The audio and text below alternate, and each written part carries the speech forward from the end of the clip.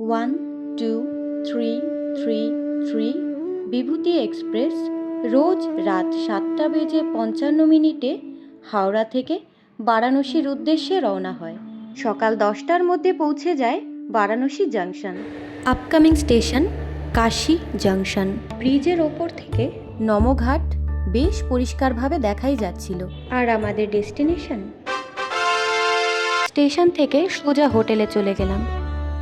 দুদিনের ট্যুরে পুরো বেনারস এক্সপ্লোর করতে হবে, তাই একদম সময় নষ্ট না করে বেরিয়ে পড়লাম কাশী বিশ্বনাথ ধামে। প্রচলিত আছে বাবা বিশ্বনাথকে দেখার পরে কাল ভৈরবের মন্দিরও দর্শন করতে হয়। কাশী বিশ্বনাথের দর্শন খুব ভালো করে না হলেও ভৈরবনাথের দর্শন খুব কষ্টসাধ্য ছিল না। ভৈরবনাথের মন্দির থেকে মণিকর্ণিকা ঘাট পায়ে হেঁটে 10 মিনিট। মণিকর্ণিকা হলেন মুক্তির দাত্রী। এই একটি বাক্যই মণিকর্ণিকা ঘাট সম্পর্কে সবকিছু বলে দেয়, অথচ কেমন যেন কিছুই বলে না।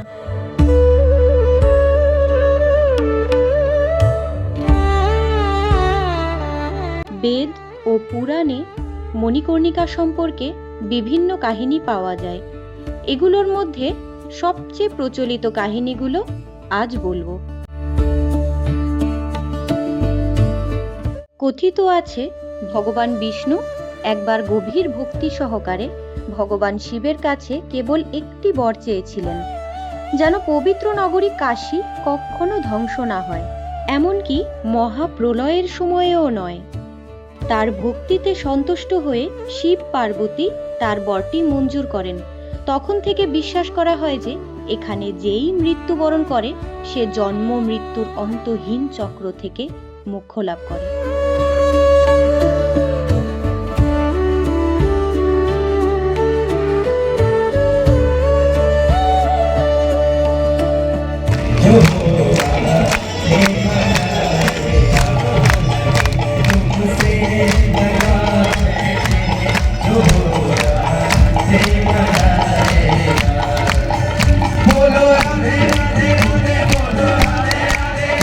দেবী সতীর আত্মহুতির পর ভগবান শিব শোকে মুহ্যমান হয়ে তার দগ্ধ দেহ বহন করে বিশ্ব ব্রহ্মাণ্ডে ঘুরে বেরিয়েছিলেন। বিশ্বাস করা হয় যে তার নশ্বর দেহের একটি অংশ এখানেই মণিকর্ণিকা ঘাটে দাহ করা হয়েছিল, তাই 51 সতীপীঠের মধ্যে এটি অন্যতম।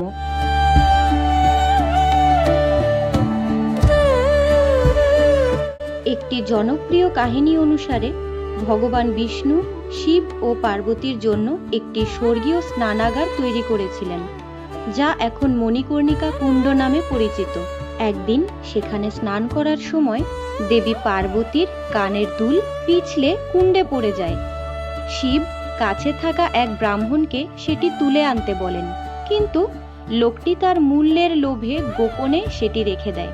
এই কাজে ক্রুদ্ধ হয়ে শিব তাকে অভিশাপ দেন এবং ঘোষণা করেন, তুমি এবং তোমার সমগ্র বংশই শ্মশানের শাসক হবে। সেই বংশ আজ ডোম রাজার বংশ নামে পরিচিত। বিশ্বাস করা হয় যে কাশীর দুজন রাজা ছিলেন, একজন হলেন কাশী নরেশ এবং অন্যজন হলেন ডোম রাজা, মৃতদের আধ্যাত্মিক দ্বার রক্ষক। শিবের দেয়া উক্ত অভিশাপের ফলে এই শ্মশানের আগুন কখনোই নেভে না। এখানে প্রতি বছর রংভরি একাদশীর পরের দিন ভক্তরা চিতার ছাই ভস্য দ্বারা মশান হোলি খেলেন, যা মৃত্যু উপেক্ষা করে ভগবান শিবের জয়, জাগতিক মায়া থেকে বৈরাগ্য এবং জীবন ও মৃত্যুর পরম সত্যের প্রতীক। এই আচারটি নশ্বরতার এক জোরালো স্মারক এবং এই বিশ্বাসের প্রতীক যে কাশীতে মৃত্যুকে ভয় করা হয় না, বরং মোক্ষ লাভের একটি ধাপ হিসেবে স্বাগত জানানো হয়। মণিকর্ণিকা ঘাটের নামকরণের ইতিহাস কম বেশি সবারই জানা আছে। হ্যাঁ, সতীর পড়ে যাওয়া সেই কানের দুলের নাম ছিল মণিকর্ণিকা এবং সেই নাম অনুসারেই এই ঘাটের নাম হয় মণিকর্ণিকা ঘাট। মণিকর্ণিকা ঘাটের উৎপত্তি বৈদিক যুগে সম্ভবত 1500 থেকে 500 খ্রিস্টপূর্বাব্দে খুঁজে পাওয়া যায়।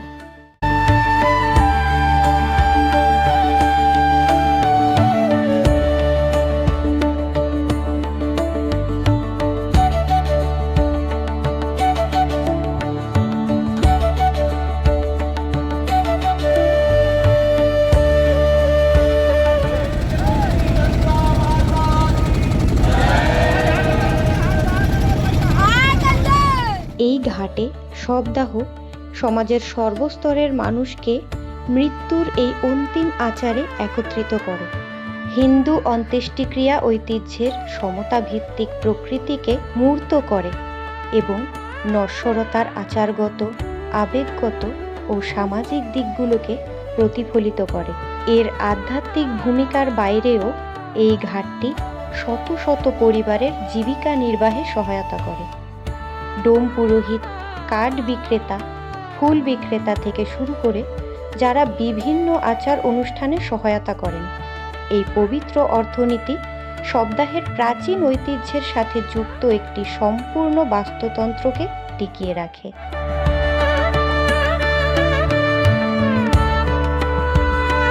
অনেকের কাছে এটি কেবল একটি শ্মশান নয়, এটি আত্মজাগরণের একটি স্থান।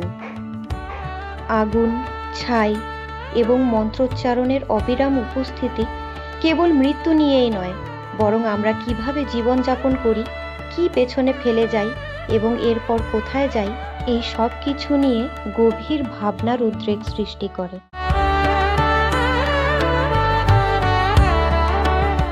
আপনি যদি পর্যটকদের জন্য আয়োজিত বড় আকারের সঙ্গীতময় গঙ্গা আরতি দেখতে চান, তবে দশাশ্বমেধ ঘাট বা নমঘাট সবচেয়ে জনপ্রিয়। গল্প কথায় চলে এলাম আস্সি ঘাট। এখানেই আমাদের হোটেল। কাল সকাল সকাল আবার বেরিয়ে পড়ব বাকি স্পটগুলোর উদ্দেশ্যে। এই ভিডিওর শেষে দুদিনে বেনারস ট্রিপের আইটেনারি ম্যাপিং করে স্ক্রিনশট শেয়ার করলাম।